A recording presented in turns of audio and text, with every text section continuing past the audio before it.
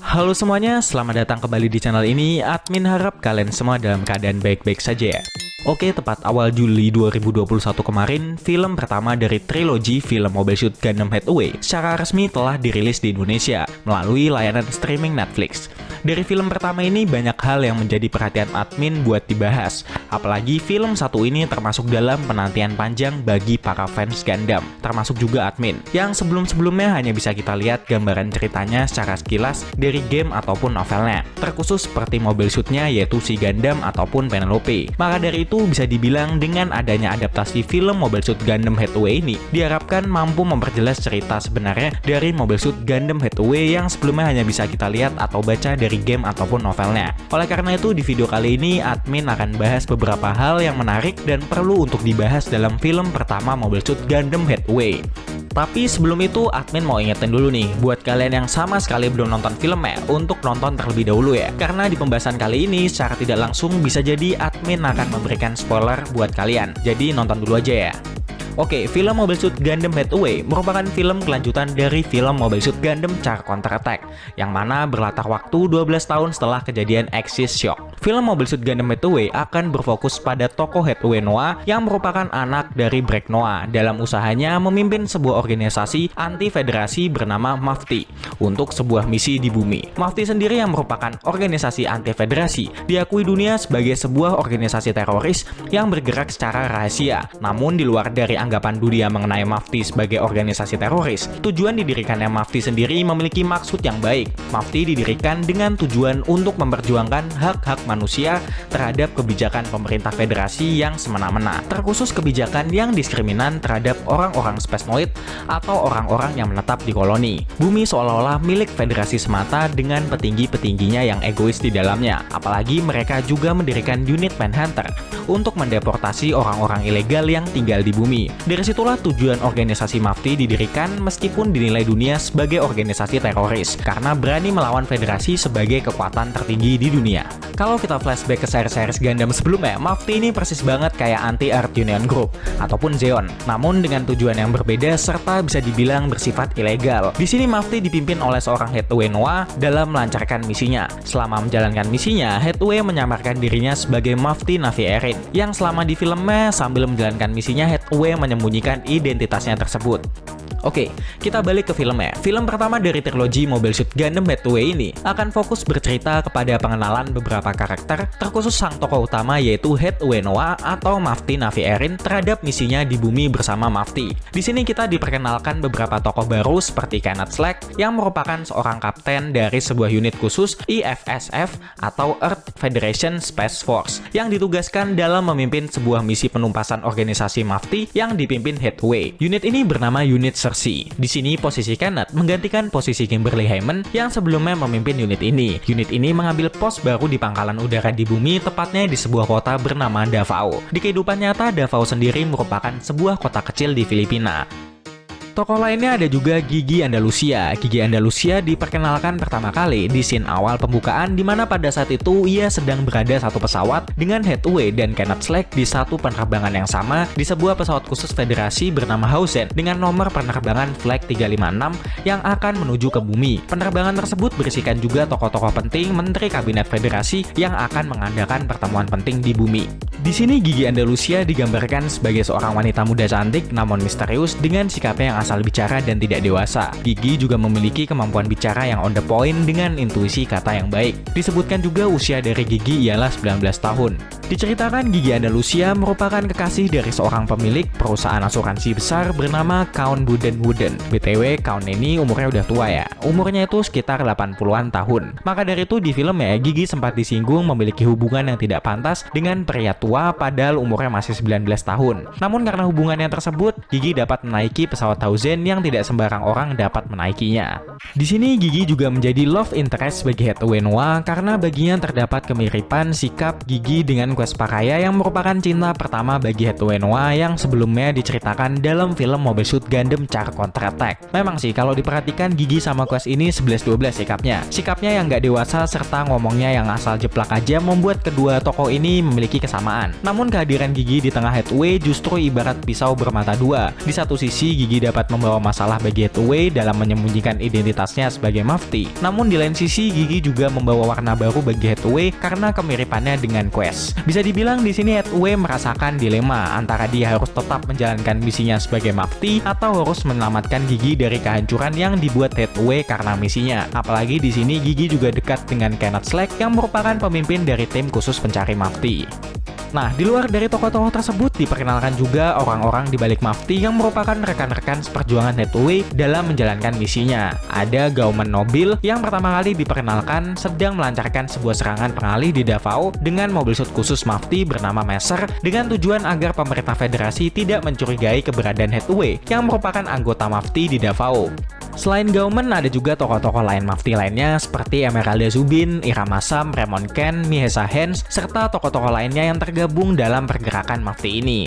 Oke, dari pengenalan tokoh kita bahas soal ceritanya. Dari segi cerita, buat admin ini ceritanya rapi banget ya, alias gak buru-buru. Kita justru secara bertahap diperkenalkan pendalaman tokohnya satu persatu. Wajar sih, memang karena film ini merupakan pembuka dari 2 film kelanjutannya nanti. Tapi yang buat admin menarik di sini, nah kalian gak harus juga nonton film Mobile Suit Char Counter Attack biar paham banget ceritanya. Yang gak pernah nonton film Char Counter Attack pun tetap bisa nonton. Tapi ya bagi kalian yang pengen tahu lebih dalam perubahan karakter yang terjadi sama Hathaway di film ini, disarankan tetap nonton Char Counter Attack.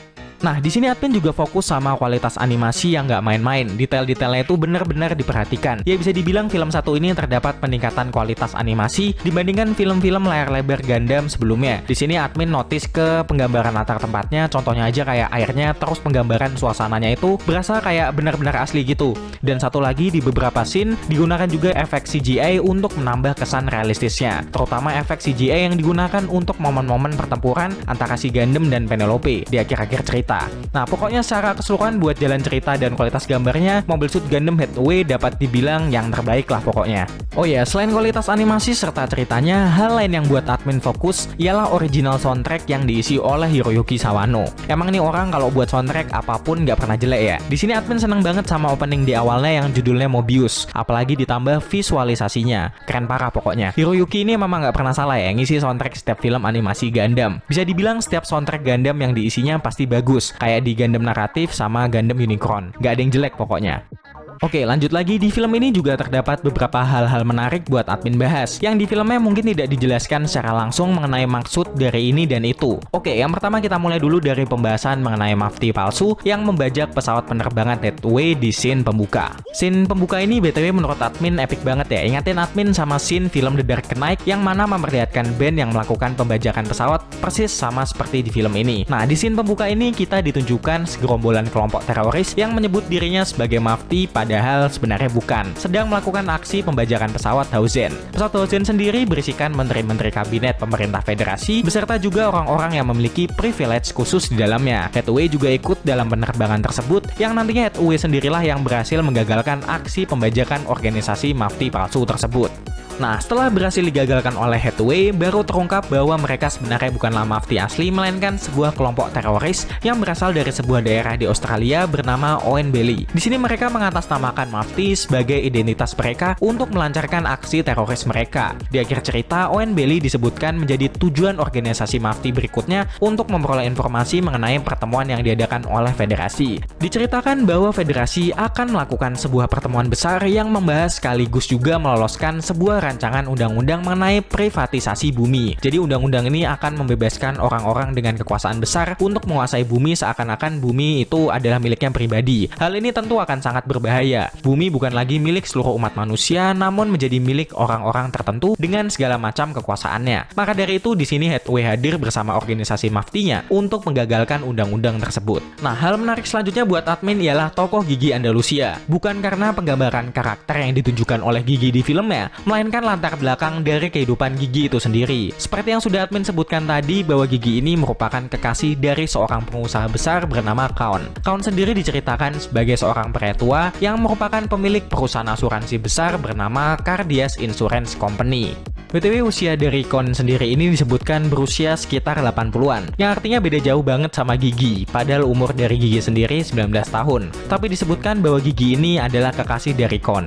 Nah, disinilah keanehannya, seorang Gigi yang masih berusia muda merupakan kekasih dari seorang pria tua berumur 80-an. Berasa kayak kakek sama cucu aja ya. Di sini belum bisa disimpulkan sebenarnya siapa itu Gigi. Karena itulah Gigi dalam filmnya ditunjukkan sebagai wanita yang misterius. Di filmnya diperlihatkan Gigi dan Kenneth yang mulai bekerja sama untuk mengungkapkan siapa itu Hathaway. Diceritakan di filmnya, Kenneth seolah-olah percaya kepada Gigi bahwa Gigilah yang akan membawa keberuntungan kepada misinya dalam mencari Mafti. Hal tersebut dibuktikan ketika Gigi yang secara tidak langsung meyakinkan Kenneth untuk mencurigai Hathaway bahwa dialah sebenarnya Maftinya. Hal menarik lagi dari film ini ialah diceritakan berlokasi di Asia, termasuk ada juga di daerah Indonesia, meskipun adegan scene diceritakan banyak terjadi di Davao yang di kehidupan nyata merupakan salah satu kota di Filipina. Meskipun tidak secara jelas dimaksudkan Davao di situ ialah kota di Filipina, tapi di sini rupanya secara tidak langsung sebenarnya tim produksi dari Mobile Suit Gundam Hathaway telah menunjukkan bahwa kota Davao yang dimaksudkan di situ adalah salah satu kota di Filipina. Hal tersebut ditunjukkan melalui sebuah scene pada saat Hathaway bersama dua rekan Maftinya sedang makan bersama di halaman depan sebuah restoran cepat saji. Yap, restoran cepat saji yang dimaksudkan tersebut adalah Jollibee. Rupanya Jollibee ini merupakan salah satu merek brand makanan cepat saji yang asli berasal dari Filipina. Di sini kita bisa lihat bagaimana tim produksi Hathaway menghargai negara Filipina dengan menyisipkan suatu hal yang melekat dari negara Filipina. Menarik juga ya.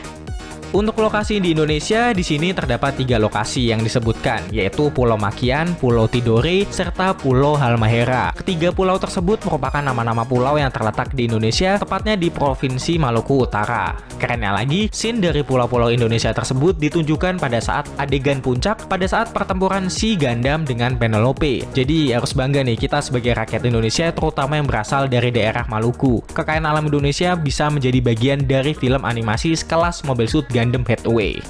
Selanjutnya lagi yang menarik buat admin bahas ialah mengenai perubahan peran dari fraksi Earth Federation atau Federasi Bumi. Dalam film ini cukup berbeda ya, dimana biasanya Federasi diceritakan sebagai fraksi utama yang protagonis yang berpengaruh penting terhadap jalan cerita dari sang tokoh utama. Di film satu ini justru berbeda, Federasi justru diceritakan sebagai pihak antagonis yang terkesan jahat. Namun dari sini juga kita tahu bahwasannya Federasi sebenarnya tidak sepenuhnya bersih seperti yang selama ini kita kira. Semakin lama niat dibalik kebijakan-kebijakan Federasi, semakin terungkap bahwa sebenarnya pihak Federasi lah yang telah memulai perang selama ini, terlepas dari Zeon yang memulai perang dengan penggunaan Mobile Suit. Maka dari itu bisa dibilang film Mobile Suit Gundam Hathaway ini akan membahas sisi sebenarnya di balik Federasi yang selama ini tidak kita kira. Meskipun sebenarnya di series Mobile Suit Zeta Gundam sudah mulai dijelaskan sisi buruk dari Federasi melalui gambaran unit khusus bernama Titans. Dalam film ini keburukan Federasi ditunjukkan melalui pengadaan sebuah pertemuan mengenai pembahasan sebuah undang-undang. Undang-undang tersebut nantinya berisikan upaya-upaya Federasi dalam memprivatisasi bumi. Namun selain rencana tersebut, hal lain yang membuat Federasi semakin buruk ialah dibuatnya tim khusus bernama Manhunter. Manhunter sudah dijelaskan di filmnya sebagai sebuah unit yang didirikan oleh Federasi untuk mengusir imigran-imigran gelap dari koloni yang menetap di bumi. Hal semacam ini tentu bertentangan dengan prinsip bumi yang sudah semestinya menjadi tempat tinggal seluruh manusia tanpa terkecuali. Nah, di sini dengan dibentuknya unit Manhunter ini, seolah-olah pemerintah Federasi itu hanya ingin menyisakan orang-orang dengan privilege khusus yang dapat tinggal di bumi. Sedangkan sisanya tentu dibuang ke koloni luar angkasa begitu saja tanpa ada hukum yang jelas. Oh iya, unit Manhunter ini sebenarnya sudah ada sejak UC-0094 yang dapat disebut juga sebagai unit ECOAS atau kepanjangan dari Earth Colony Asteroid. Oh ya, pada mulanya ECOAS ini sebenarnya hanyalah sebuah unit khusus yang menangani serta memburu pasukan sisa Zeon. Namun kelamaan berkembang menjadi unit besar bernama Manhunter. Unit ECOAS ini sudah pernah diperlihatkan dalam OVA Mobile Suit Gundam Unicorn ya, yang diperlihatkan sebagai sekutu yang membantu unit London Bell. Oke, dari Manhunter kita bahas soal tokoh utamanya yaitu Hathaway. Setelah penantian panjang, sekarang kita akhirnya tahu bagaimana kelanjutan dari kisah Hathaway semenjak penampilan terakhirnya di film Mobile Suit Gundam Char Counter Attack. Di sini perwatakan dari Hathaway yang telah dewasa ditunjukkan lebih tenang, mungkin karena masa lalu yang dialaminya selama perang Neo Zeon kedua di film Char Counter Attack. Hathaway merasa trauma atas kejadian tersebut, terkhusus ketika terbunuhnya Quest Paraya yang menjadi cinta pertamanya. Dari situ juga kebencian Hathaway terhadap Federasi federasi semakin meningkat. Maka dari itu, adanya organisasi Mafti menjadi harapan baru bagi Hathaway untuk membalaskan kebenciannya tersebut, yang pada akhirnya mengantarkan Hathaway sebagai seorang pemimpin dari Mafti itu sendiri. Oke, tapi yang perlu dipertanyakan di sini, sejak kapan organisasi Mafti itu didirikan? Oke, Mafti sendiri rupanya tidak didirikan oleh Hathaway melainkan orang lain. Sebenarnya orang tersebut sudah sempat disinggung di filmnya pada saat scene di taman pada saat Hathaway menemui Miyasa Hans dan Mitsuda Kenji. Nah, di situ Hathaway sempat menyinggung suatu nama yaitu Quacksalver. Quacksalver inilah orang dibalik berdirinya organisasi Mafti. Quacksalver ini sebenarnya belum dijelaskan secara jelas di novel. Namun diketahui bahwa Quacksalver merupakan dalang dibalik terciptanya Mafti sebagai organisasi anti-federasi. Nah, diketahui juga bahwa Quacksalver ini juga merupakan bagian dari orang federasi yang memegang posisi penting di sana. Yang artinya Quacksalver ini sadar akan praktek-praktek busuk di dalam federasi, terkhusus semenjak diciptakannya unit Manhunter oleh federasi. Untuk itulah Quacksalver mendirikan Mafti sebagai wadah baginya untuk membenarkan tindakan-tindakan yang telah salah dilakukan oleh federasi. Dari Quacksalver inilah Hathaway banyak belajar mengenai realita kehidupan. Bisa dibilang Quacksalver juga merupakan orang penting di balik terciptanya karakter dari seorang Hathaway. Oke, kita kembali lagi ke Hathaway-nya. Di filmnya dijelaskan juga bahwa Hathaway yang sudah dewasa rupanya tidak mengikuti jejak sang ayah, yaitu Breknoa, untuk bergabung ke dalam satuan militer milik federasi. Ia justru memilih untuk menjadi seorang peneliti biotani di sebuah inspektur di Hong Kong. Alasannya ialah untuk mengobati rasa traumatisnya, serta depresinya yang dialaminya setelah kejadian yang terjadi di Char Counter Attack. Nah, karena menjadi peneliti biotani inilah Hathaway dapat dipertemukan dengan Quacksalver serta rekan-rekan Mafti lainnya. Ditambah juga ia dapat berpergian kemanapun ia mau dengan bebas. Maka dari itu di filmnya kita dapat melihat Hathaway dapat menumpangi pesawat HZ yang mana tidak sembarang orang bisa menaikinya. Nah, dari scene Hathaway di filmnya, admin juga tertarik dengan scene akhir di mana Hathaway bertemu dengan seorang wanita bernama Kelia Des di kapal induk Mafti yaitu Valiant. Nah, di scene tersebut terlihat Hathaway yang merasa terkejut melihat keberadaan Kelia. Nah, rupanya Kelia Des ini merupakan rekan satu penelitian biotani dari Hathaway selama di Hong Kong. Kelia Des juga merupakan orang yang pernah menjalin hubungan dengan Hathaway selama mereka berdua di Hong Kong sebagai peneliti biotani. Ya, bisa dibilang Kelia Des ini merupakan orang yang menemani Hathaway selama Hathaway mengalami depresi setelah kejadian di Char Counter Attack. Intinya di sini Hathaway pernah memiliki hubungan spesial dengan Kelia Des. Makanya pas tahu Kelia Des berada di kapal Valiant Mafti, Hathaway terkejut. Oke, hal terakhir yang pengen admin bahas juga ialah scene terakhir di mana si Gundam dan Penelope bertarung, terutama scene di mana si Gundam pertama kali diaktifkan oleh Hathaway. Scene ini ingatin admin sama scene Banagher Link pada saat aktifkan Gundam Unicorn di OVA Mobile Suit Gundam Unicorn. Namun di film Mobile Suit Gundam Hathaway ini ada warna yang berbeda, yaitu animasinya ada campuran CGI-nya gitu, jadi kelihatan lebih sangar aja kalau menurut admin. Nah, di scene pertempuran antara si Gundam dan Penelope ini, kita juga dapat melihat bentuk animasi dari si Gundam serta Penelope yang belum pernah kita lihat sebelumnya. Ditambah juga terdapat banyak perubahan dalam hal bentuk serta model desainnya. Di sini kita dapat melihat kedua Gundam dengan bentuk yang badas saling bertempur untuk pertama kalinya. Meskipun pertempuran tersebut pada akhirnya harus ditutup dengan kekalahan Penelope. Oke, secara keseluruhan menurut admin film ini like banget ya buat ditonton. Banyak hal baru yang ditunjukkannya dalam film satu ini. Wajar aja kalau film Mobile Suit Gundam Hathaway ini menjadi film tersukses kedua untuk waralaba Gundam setelah penayangan film Mobile Suit Gundam Char Counter Attack yang tayang pada tahun 1988. Bahkan dalam penayangan 10 hari di Jepang, film Mobile Suit Gundam Hathaway ini berhasil meraup untung sebesar 1 miliar yen. Oke, kalau menurut kalian sendiri gimana film Mobile Suit Gundam Hathaway 1 ini? Apakah sesuai dengan harapan kalian sebelumnya? Oke, kita diskusi di komen ya. Oke, mungkin cukup sekian dulu pembahasan kita kali ini, karena pada dasarnya admin juga manusia penuh dengan dosa. Jika admin ada salah ucap dalam penyampaian informasi, tolong diperbaiki atau dilengkapi. Akhir kata, jangan lupa subscribe, like, komen, dan share video ini ke teman-teman kalian semua. Sampai jumpa di video-video berikutnya. Bye-bye!